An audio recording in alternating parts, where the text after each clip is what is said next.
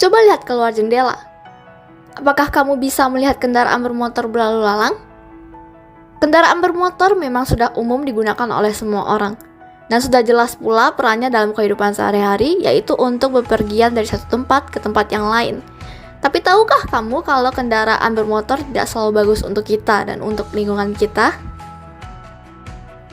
Kendaraan bermotor menghasilkan gas-gas berbahaya dan salah satunya merupakan karbon dioksida. Gas karbon dioksida menyebabkan percepatan pada fenomena pemanasan global karena gas tersebut berkontribusi pada efek rumah kaca. Lah, memangnya apa itu efek rumah kaca? Efek rumah kaca merupakan fenomena pemanasan suhu bumi yang terjadi akibat panas matahari yang terjebak di atmosfer. Hal tersebut bisa terjadi karena gas-gas tertentu seperti karbon dioksida menahan panas matahari tersebut di lapisan atmosfer sehingga panas matahari tidak bisa terpantulkan secara penuh. Dampaknya apa? Banyak. Pemanasan global menyebabkan cairnya es di kutub utara dan selatan. Pemanasan global juga menyebabkan terganggunya ekologi karena terhambatnya beberapa aktivitas makhluk hidup yang menyebabkan kematian sebagian populasi atau bahkan kepunahan beberapa spesies hewan dan tumbuhan.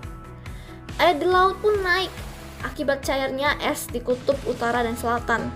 Namun efek yang paling berdampaknya adalah perubahan iklim. Perubahan iklim sendiri merupakan suatu permasalahan baru. Perubahan iklim menyebabkan berkurangnya kuantitas air dan bahkan kualitasnya.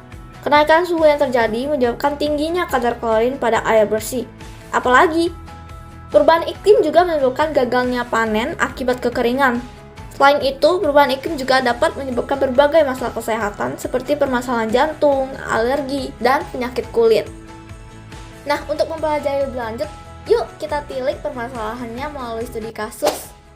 Seperti yang disebut di awal, kita tahu bahwa kendaraan bermotor merupakan salah satu faktor terjadinya perubahan iklim dan pemanasan global. Dan cara untuk menanggulanginya adalah dengan menanam pohon. Oleh karena itu, pada studi kasus kali ini kita akan menilik jumlah pohon yang diperlukan untuk mengantisipasi gas karbon dioksida yang dihasilkan oleh kendaraan bermotor. Kita persempit kasusnya ke sebuah daerah di Bandung bernama Tegalega. Menurut sebuah jurnal geodesi Universitas Diponegoro yang ditulis oleh Kartens Noviantri Handayani beserta timnya pada tahun 2020, total emisi karbon dioksida kendaraan bermotor secara spesifik sepeda motor adalah 1.786.876.873,5 kg per tahun. Yang artinya itu sama dengan 4.766.265,407 kg per hari. Jurnal tersebut juga menyebutkan bahwa ada 460.080 unit sepeda motor yang berlalu lalang di sana. Sehingga jika kita hitung itu adalah 10,36 kg per hari untuk satu sepeda motor. Untuk pohonnya kita ambil yang paling sering ditemukan di sana yaitu Swietenia macrophyll atau mahoni daun lebar. Daya serap karbon dioksidanya adalah 215.858,79 kg per tahun. Sehingga jika kita konversikan ke hari, itu adalah 591,4 kg per hari. Disebutkan di jurnalnya ada 1.893 pohon mahoni daun lebar, sehingga jika kita hitung untuk satu pohon, daya serapnya rata-rata adalah 0,3124 kg per hari. Sehingga setelah kita mendapatkan semua data-data tersebut, kita bisa hitung jumlah pohon yang diperlukan untuk mengantisipasi gas karbon dioksida yang dihasilkan itu adalah 10,36 per 0,3124, yaitu sama dengan 34 Swietenia macrophyll per sepeda motor.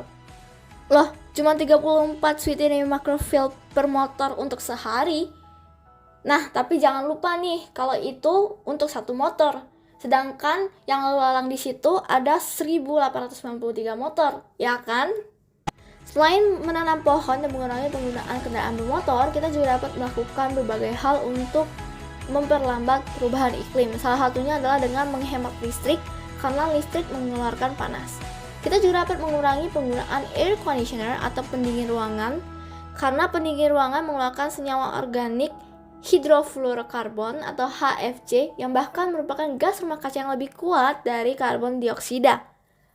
Selain itu, kita juga dapat melakukan reduce, reuse, recycle karena limbah atau sampah yang kita hasilkan mengeluarkan gas berbahaya ke udara yang dapat menyebabkan efek rumah kaca. Cara yang lebih sederhana dari semuanya adalah dengan mengajak orang lain dalam usaha memperlambat perubahan iklim melalui video yang dibagi ke berbagai platform media sosial agar timbul kesadaran dan kemauan. Yuk, sama-sama kita selamatkan bumi dari efek perubahan iklim.